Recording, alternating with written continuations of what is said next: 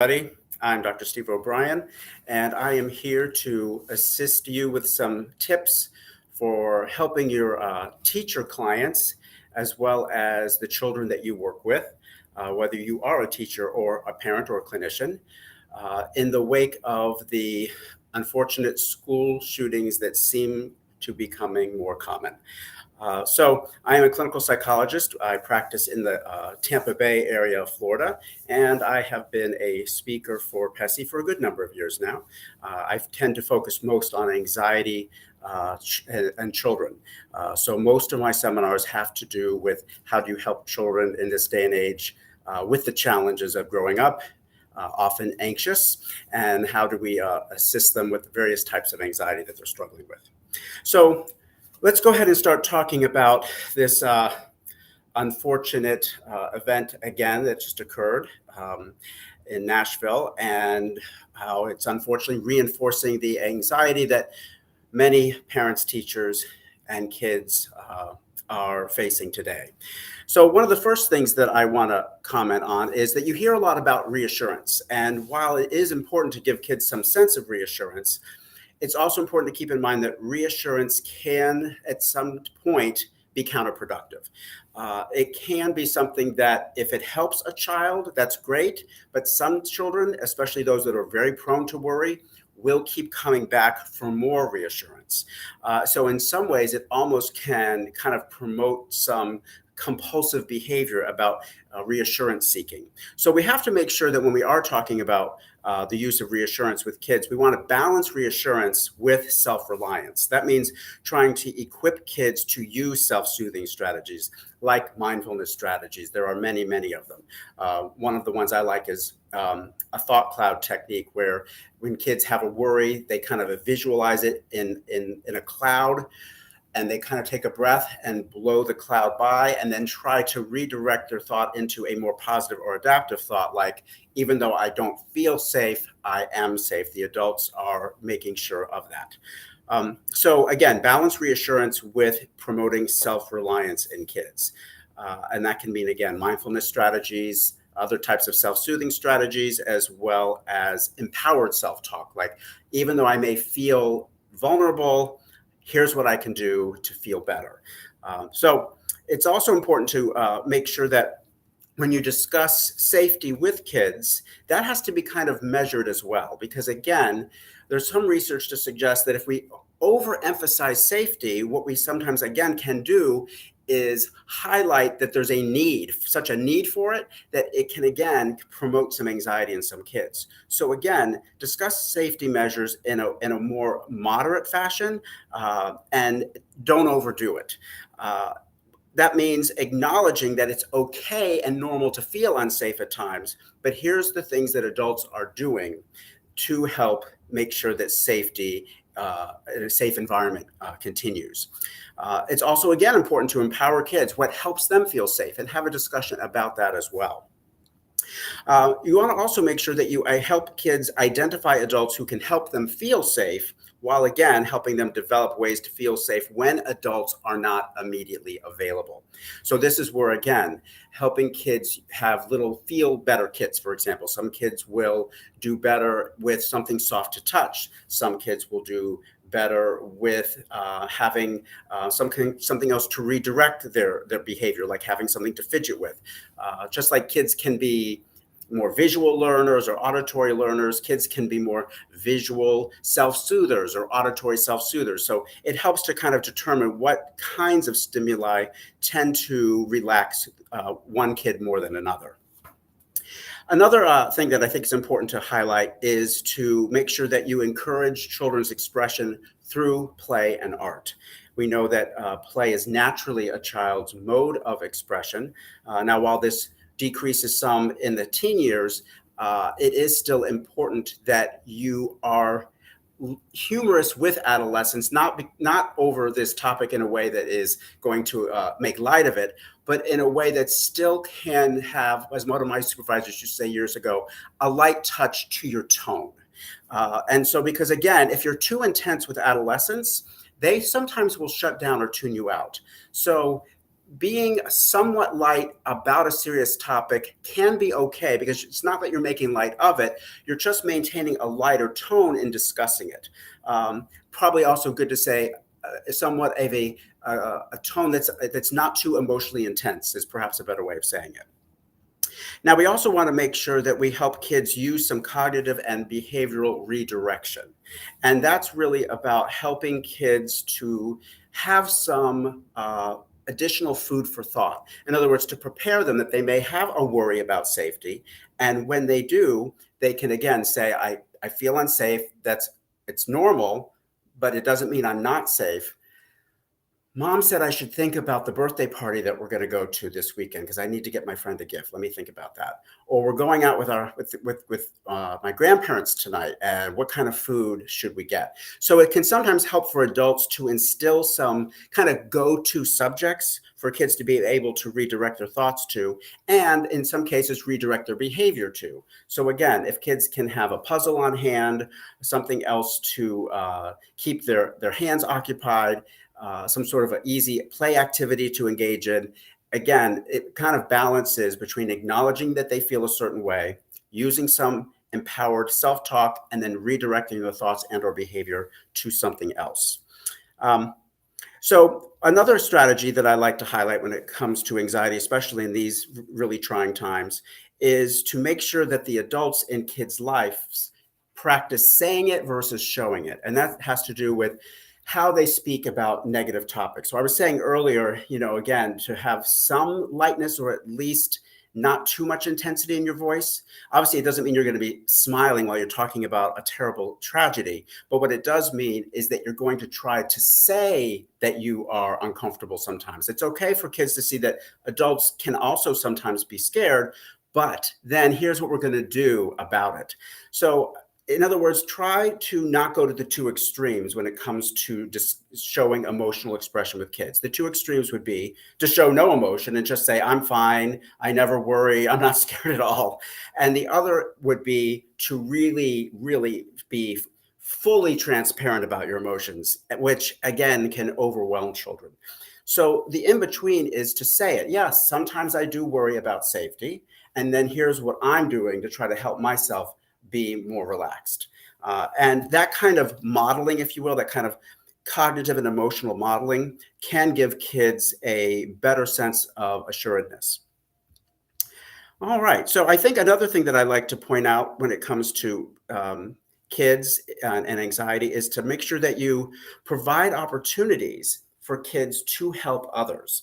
We have plenty of research to show that pro-social behavior, such as volunteering, helping pets, helping people in need, can really be a way for kids and adults to gain some sense of purpose in these times and feel like I'm doing something to help someone. So those are some of the things I think are really important when it comes to helping kids in this current climate of tragedy. Now, when it comes to teachers, so many of you may be teachers or work with teachers, and here are some things to keep in mind. The first is that teachers tend to be, in my experience, extremely conscientious. They tend to be very selfless. They're very concerned with making sure that they're doing a good job. They tend to be very results and outcome oriented. And while all of that is very positive, it can work against them in trying times. So help your teachers that you're working with acknowledge that they have limits. I sometimes like to make reference to the character in The Incredibles, Edna Mode, who was the designer of the superhero outfits for the Incredible family. And she would highlight how she would not design outfits with capes. And she'd always say, no capes. And I really think that's a great metaphor, that we should not encourage ourselves as educators to rescue everybody that is distressed. Instead, it's much better just to think, I'm providing a service. I'm providing education. I'm providing a environment that is accepting and inclusive. And I also, at the same point, have to acknowledge that sometimes I feel kind of spent. So really help teachers balance their conscientiousness with acknowledging their limits. You also want to make sure that teachers that you're working with keep in mind how important interpersonal connection is, both for their students and themselves. Again, we have plenty of research that shows that connected relationships, supportive relationships, where we are candid with other people, can really reduce stress and anxiety.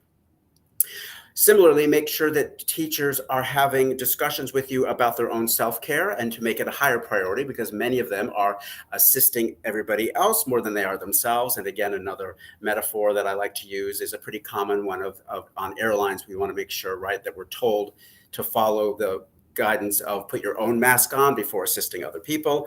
And it's important to help teachers recognize that they're going to be able to be more supportive to their students if they are themselves adequately cared for. Similarly, it's a good time to discuss mental health treatment as a potential supplement to such self-care. So we all need to strengthen our mental health in this day and age. Assistance can be a really good thing, of course. I also encourage teachers to strive for an emotionally calm and slower paced classroom. Now, that might sound like not very realistic. Teachers have so many things to do, and I really would like to see less things on their plate. But the more that a teacher can adopt a attitude of, we don't have to get through everything today. We have to be able to do it at a pace that the teacher and the kids can take in. So we want to make sure, again, that the day starts and ends in a way that's kind of relaxed, that the pace of the classroom is not too fast from subject to subject, and that teachers are watching their own kind of emotional level of communication, so they don't inadvertently stir themselves or their students up. And I would also highlight how important it is to make sure that whether you're a teacher, whether you're a parent, whether you're a clinician, that we all buffer ourselves from excessive, intense, negative media. That's not just the news, which we have to at times take a break from, but also social media can also be something that really revs all of us up. So similarly, we also need to buffer ourselves from negative people. Just recently I got my haircut, and there were a couple people having a very intense conversation, and I could feel myself, getting worked up. So we do have to make sure that we're real mindful about who's around us and how are they speaking and what are they speaking about. And can we get some distance from some of those people and instead try to spend more time with people that are more positive and a little bit more chill? It's really important. So I think also we have to make sure that we cultivate adaptive thinking as adults. Again, whether we're teachers, whether we're clinicians, whether we're parents, cultivate adaptive thinking and positive relationships. So adaptive thinking really is just the idea that despite the stressors and despite the tragedies and despite how I feel and think at times, there is a way for me to move through this. There is a way for me to be able to still have a semblance of a good day. So it's that kind of optimism balanced with the realism of, yes, there are real stressors going on. No one can deny that. But making sure that we cultivate that kind of confident, adaptive, and empowered thinking is really important. Again, plenty of research on self-fulfilling prophecies. So the more that we adapt beliefs that are more positive, realistic, yes, but that acknowledge a negative of a situation or the times, but then converting it to, but what can I do? What can I control? The classic, what can I control and what can I not control? Let me focus on what I can control, both mentally and behaviorally.